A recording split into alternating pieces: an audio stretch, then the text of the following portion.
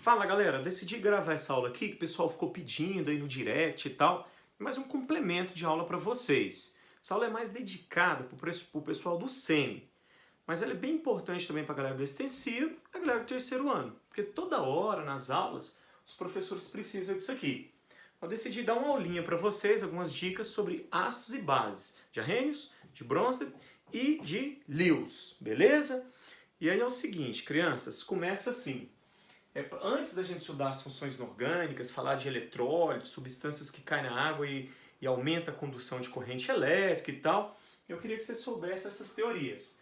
Arrhenius foi o primeiro cara a usar, inclusive, essa palavra eletrólito, falar que algumas substâncias, quando caem na água, a condução da corrente elétrica aumenta, algumas não mudam a condução de corrente elétrica, a condutividade elétrica. Arrhenius falou o seguinte, que ácido é todo composto que em meio aquoso sofre um fenômeno chamado de ionização e libera no meio aquoso o tal do H+. Pode observar que aqui não tem o hidrônio. A ideia dele era cair no meio aquoso e liberar esse H+. Esse H+, depois, a gente calcula, né, a quantidade de H+, que tem no meio, o tal do pH. A gente vai aparecer depois em fisicoquímica, um cara chamado Sorensen, que é o cara que deu as ideias de cálculos de pH pra gente. E aí então o ácido caiu na água, liberou o H+, sofreu ionização. Sobre ionização, ao pé da letra tem gente que fala assim, ó, quem sofre ionização? Quem tem ligações covalentes. E a quebra de uma ligação covalente, por exemplo, aqui entre o hidrogênio e o cloro, separando o hidrogênio do cloro, isso é um fenômeno químico. E a dissociação é um fenômeno físico. Você tem, por exemplo, o cloreto de sódio, o NaCl, quando ele cai na água, o Na separa do Cl-. Então é diferente de ionização de dissociação. Então vamos lá.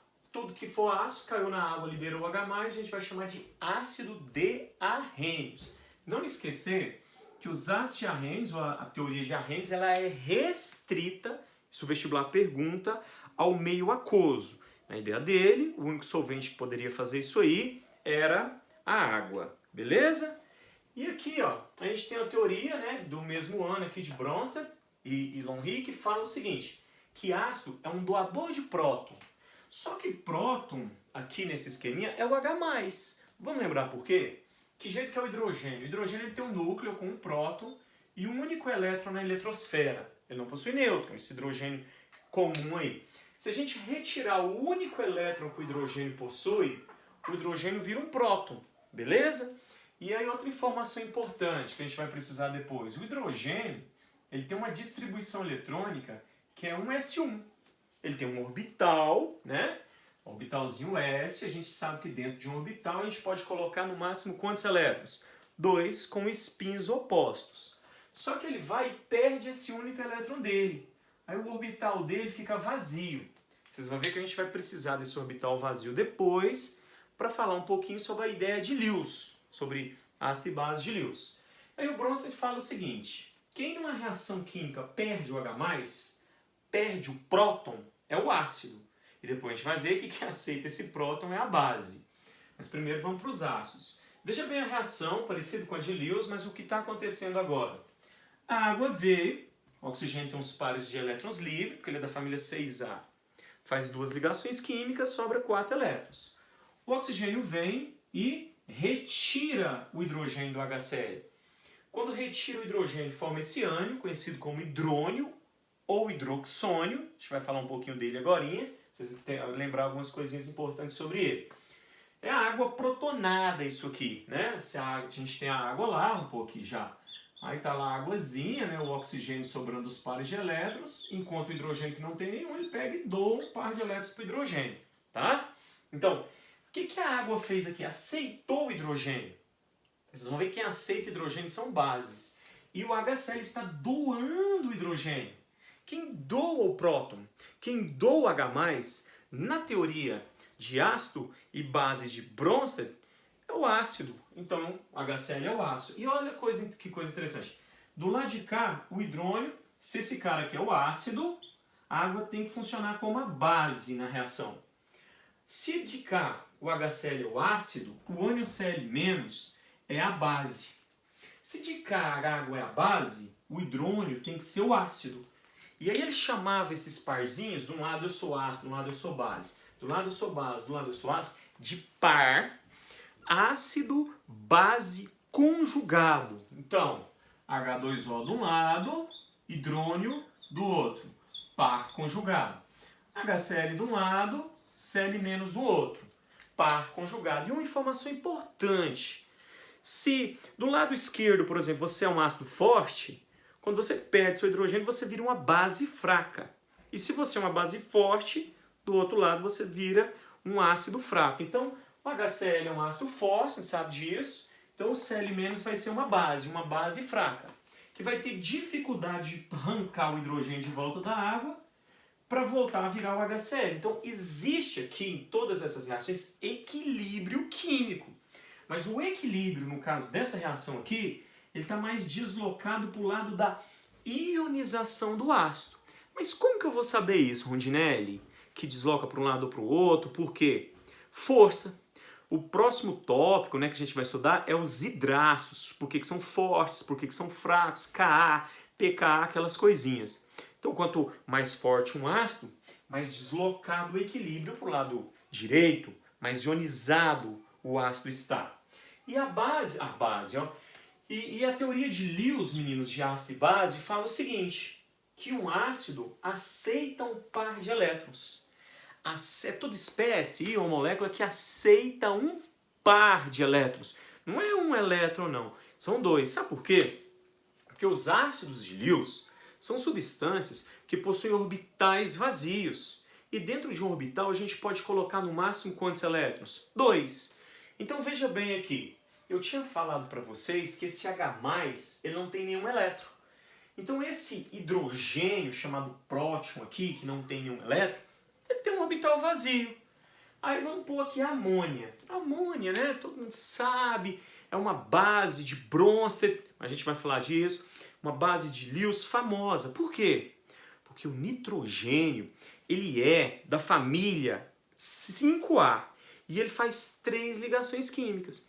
Quando ele faz 3 ligações químicas, sobra um par de elétrons livres nele, um par de elétrons não ligantes, que ele pode doar, emprestar para quem precisa.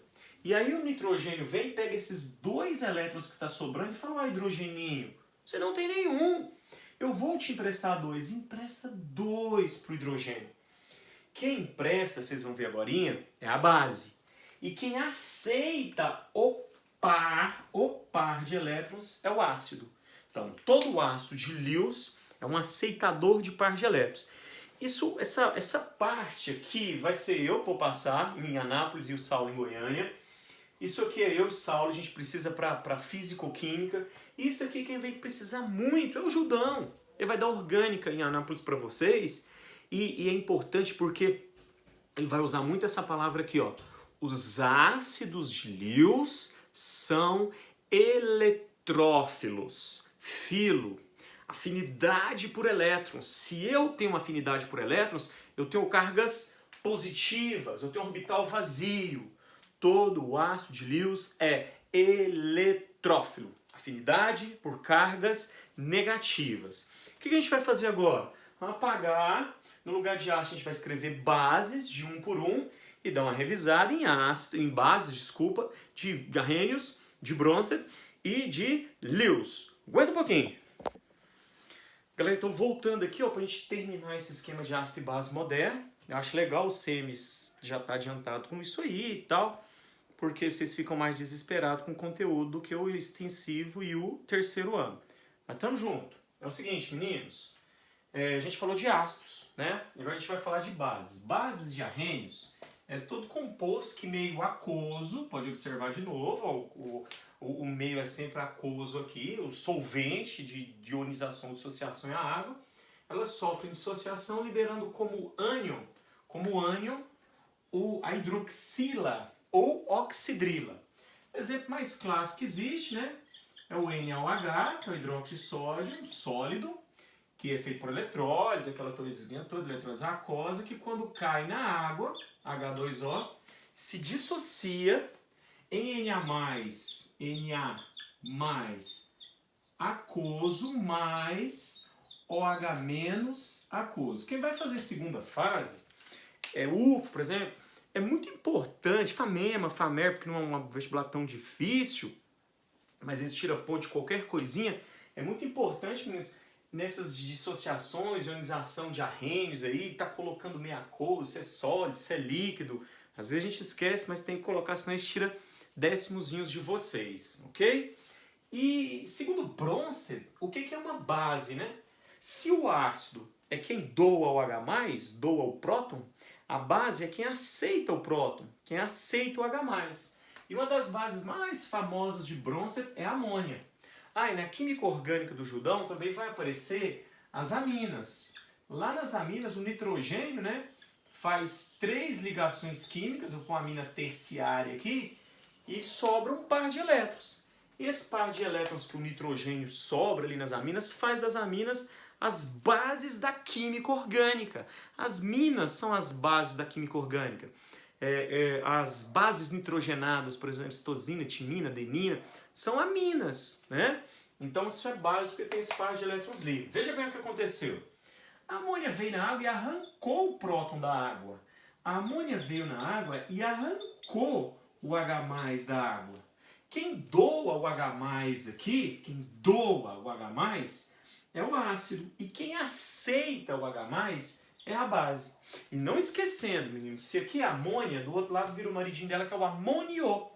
Se aqui a amônia é a base, o amônio é o ácido. E não esquecer que toda vez que de um lado você é a base, do outro lado você é o ácido.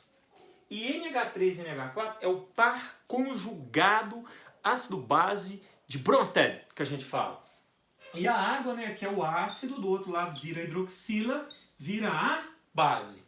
E não esquecer que eu disse para vocês que se de um lado você é um ácido forte, o seu par conjugado é uma base fraca. Se você é uma base forte, seu par conjugado é um ácido fraco. E lembrando que todas as reações aqui entram em equilíbrio. Isso aqui tem Kb para a gente calcular, porque é uma base, né? O ácido é Ka, a base é Kb e tal. E vamos por último aqui, o mais interessante. As bases de Lewis.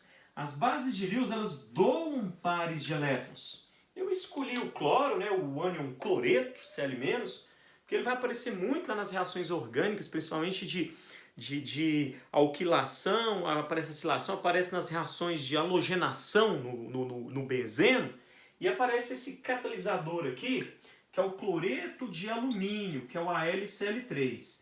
Pode aparecer o FeSL3. O boro e o alumínio, eles são famosos nessas reações aqui. Eles são ácidos de Lewis. Ah, mas o senhor está falando de base, professor. Então vamos voltar. O ácido de Lewis aceita um par de elétrons. Só que para você aceitar, eu disse no começo da aula, que para você aceitar você tem que ter um orbital vazio. E o alumínio tem, Ronde? Tem. Veja bem. O cloro tem 1, 2, 3, 4, 5, 6, tinha 7 elétrons. Esse Cl- ele ganhou e ficou com esse par de elétrons. Ele pega esse par de elétrons e doa para o alumínio. Quando doa, forma um cara assim, ó. Al, Cl, Cl, Cl, Cl, a gente põe uma cargazinha positiva aqui de fora do lado do alumínio. Mas, Ronde, por que o alumínio aceitou essa ligação coordenada? Por que o alumínio aceitou um par de elétrons? Hibridização. E isso eu ensinei para vocês antes dessa paralisação. A gente fez hibridização do boro, a gente fez hibridização do berílio, a gente fez expansões do octeto para a geometria das moléculas. E aí é o seguinte, meninos. O alumínio, ele tem uma distribuição S2, 2S2, 2P6, 3S2, 3P1. No orbital 3S2, ele tem 2 elétrons, que seria esse quadradinho aqui. E no P, que são 3 quadradinhos, ele só tem um elétron. Sabe o que ele faz? Ele pega um elétron do S e manda para o orbital P do alumínio, orbital P. E aí junta um quadradinho S e 2 quadradinhos P. Aqui embaixo fica sp2. Você pode observar que aqui, ó, quando você junta os 3 quadradinhos, aqui são 3 elétrons, porque o alumínio é da família 3A. Aí aqui cabe mais 3. Cada cloro desse vem e empresta um elétron para o alumínio. Só que aí que está a chave da questão. O alumínio fica ainda com um orbital vazio, com um orbital chamado de P puro, que cabe mais quantos elétrons lá dentro?